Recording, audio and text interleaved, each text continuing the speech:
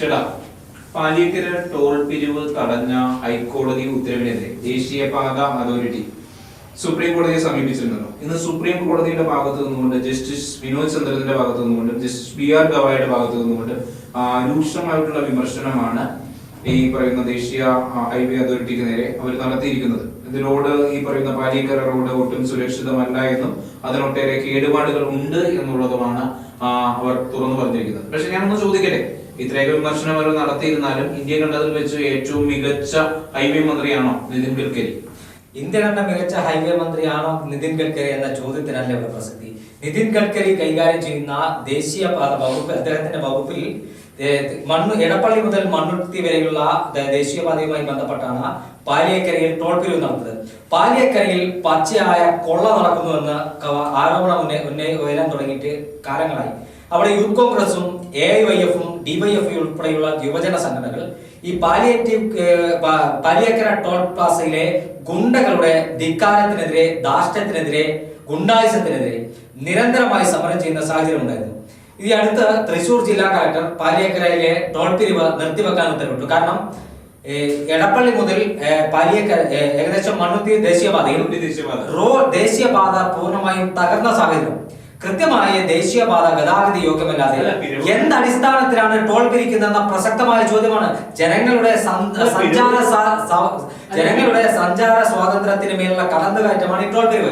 ആ സാഹചര്യത്തിലാണ് ഹൈക്കോടതിയുടെ ഭാഗത്തുനിന്നും നിർണായകമായ ഉത്തരവ് വരുന്നതും 4 ആഴ്ചത്തേക്ക് ടോൾ പിരിവ് താൽക്കാലികമായി തടഞ്ഞുകൊണ്ടുള്ള ഉത്തരവ് കോടതി വരുന്നത്. അല്ല, പിരിവുകൾ എല്ലാ കാലത്തും സംഭവിക്കാമെന്നുള്ളതാണല്ലോ. എന്നിരുന്നാലും നമ്മൾ ഹൈവേ രംഗത്ത് ഒട്ടേറെ മുന്നേറിയിട്ടുണ്ടല്ലോ. നമ്മളിപ്പോ എക്സ്പ്രസ് ഹൈവേകൾ എത്രമാത്രം വർദ്ധിച്ചിരിക്കുന്നു, ഒരു ദിവസം എത്രമാത്രം എക്സ്പ്രസ് ഹൈവേകളാണ് രാജ്യം നിർമ്മിക്കുന്നത്.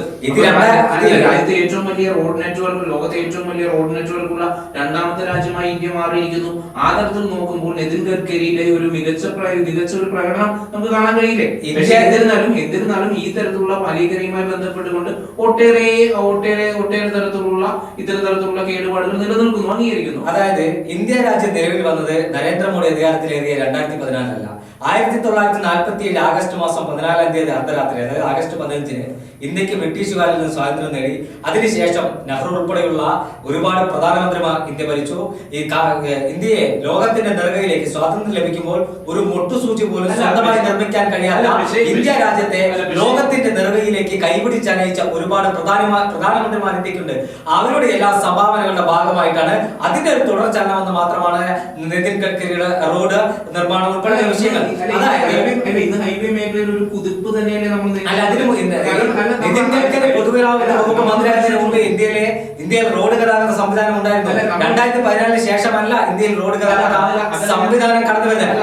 നമ്മൾ വിഷയത്തിൽ നിന്ന് മാറുകയാണ്. പാലിയേക്കരയുമായി ബന്ധപ്പെട്ട് കൃത്യമായ സേവനം ജനങ്ങൾക്ക് ഉറപ്പുവരുത്തണമെന്നാണ് സുപ്രീം കോടതിയും ഇപ്പോൾ വിധി പ്രസ്താവത്തിലൂടെ വ്യക്തമാക്കുന്നത്.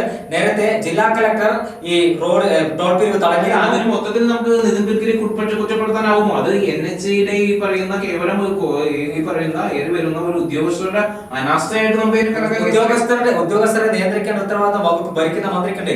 കേരളത്തിൽ എന്തെങ്കിലും ഒരു വിഷയം വന്നാൽ ഉടൻ തന്നെ പൊതുമരാമത്ത് വകുപ്പ് മന്ത്രി മുഹമ്മദ് റിയാസിനെതിരെ ആരോപണം ഉന്നയിക്കുന്ന ആളുകൾ തന്നെ നിതിൻ ഗഡ്കരിയുടെ മന്ത്രി എന്ന രൂപത്തിൽ അത് പൂർണ്ണ പരാജയമാണെന്ന് ഞാൻ പറയുന്നില്ല. പക്ഷേ മുഹമ്മദ് റിയാസിന്റെ കേവലം വെറും ഒരു PR സ്റ്റണ്ട് മാത്രമാണ്. അത് രാഷ്ട്രീയ ആരോപണം മാറ്റിവെച്ച് നമ്മൾ പാലിയേക്കരയിലേക്ക് വരികയാണെങ്കിൽ, പാലിയേക്കര ടോൾ പ്ലാസയിൽ ജനങ്ങൾക്ക് നേരെ ഈ ഉദ്യോഗസ്ഥരുടെ അല്ലെങ്കിൽ ടോൾ പ്ലാസ ജീവനക്കാരുടെ ഗുണ്ടായിസം നിരവധി തവണ കണ്ടതാണ്. പലരെയും ആക്രമിക്കുന്ന തരത്തിലുള്ള അവരുടെ ഗുണ്ടായിസമുണ്ട്. ഇതിന് കടിഞ്ഞാണിടണം. പാലിയേക്കര ടോൾ പ്ലാസയുമായി ബന്ധപ്പെട്ട സുരക്ഷിതത്വം ഉറപ്പുവരുത്തണം. നിരന്തരമായി ഹൈക്കോടതിയിൽ ഹർജി നൽകിയ ഒരു വ്യക്തിയുണ്ട്, തൃശ്ശൂരുകാരൻ ഷാജി കോടങ്ങാണ്. അദ്ദേഹം അവിടുത്തെ ഒരു കോൺഗ്രസ് നേതാവാണ്, KPC ഭാരവാഹിയാണെന്നാണ് ഞാൻ ഓർക്കുന്നത്. അദ്ദേഹം നിരന്തരമായി ഈ വിഷയവുമായി ബന്ധപ്പെട്ട ഹൈക്കോടതിയിൽ പൊതുമരാമത്ത് വകുപ്പ് മന്ത്രി മുഹമ്മദ് റിയാസിനെയും കേന്ദ്രമന്ത്രി നിതിൻ ഗഡ്കരിക്കും സുപ്രീം കോടതിയിലെല്ലാം നിയമ പോരാട്ടം നടത്തുന്ന വ്യക്തിയാണ്. ഈ കേസിലും ഇന്ന് വിധി പറഞ്ഞ കേസിനകത്തും അദ്ദേഹം കക്ഷി ചേർന്നിട്ടുണ്ട്.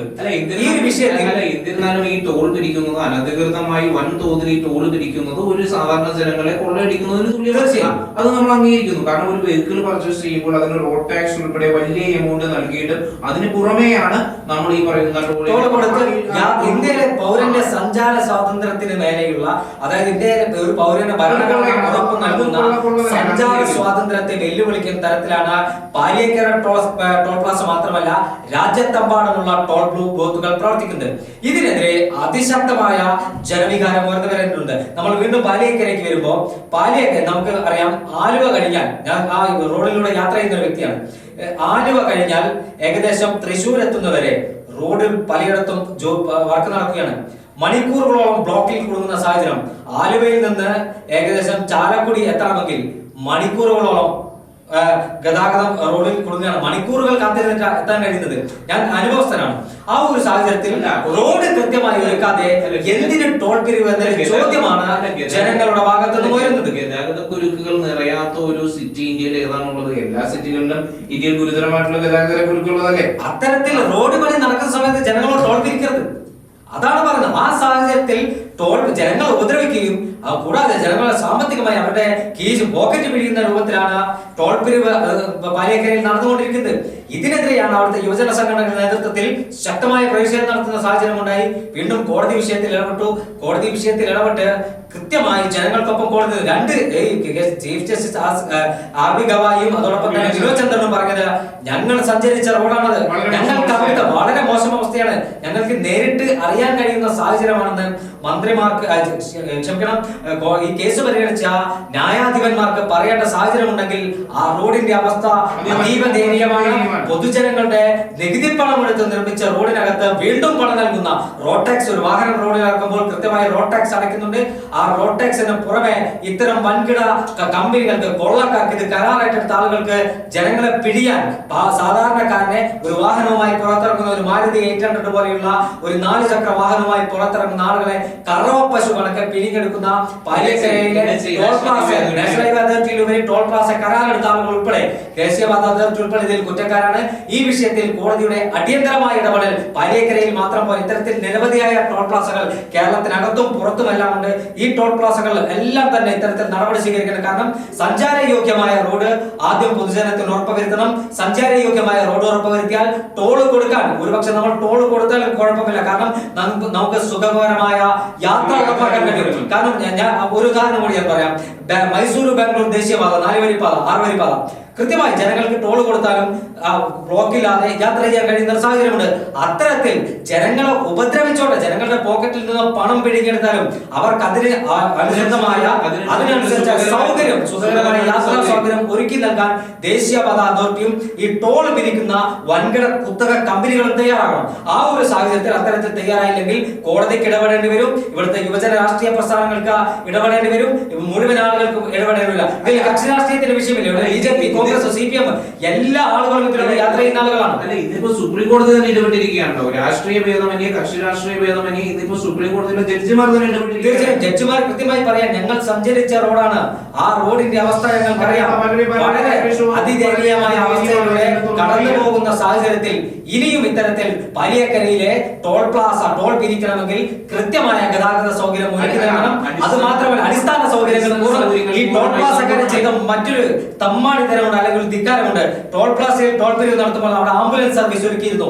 ആ ആംബുലൻസ് സർവീസ് അവർ പിൻവലിച്ചു. ഇത്ര കാലം ജനങ്ങൾ അധ്വാനിക്കുന്ന പണം പിരിഞ്ഞെടുത്തവർ ഇപ്പോൾ ടോൾ പിരിക്കരുതെന്ന് കോടതി പറഞ്ഞപ്പോൾ ആംബുലൻസ് സൗകര്യം അവർ മാറ്റി നിർത്തുന്നു, അവർ ഇല്ലാതാക്കിയിരിക്കുന്നു. ഇതെല്ലാം ടോൾ പ്ലാസ അധികൃതരുടെ തമ്മാടിത്തമാണ്. കോടതിയുടെ ഇടപെടൽ എന്നാൽ ഈ വിഷയത്തിൽ നിർണായകമായിട്ടുണ്ട്.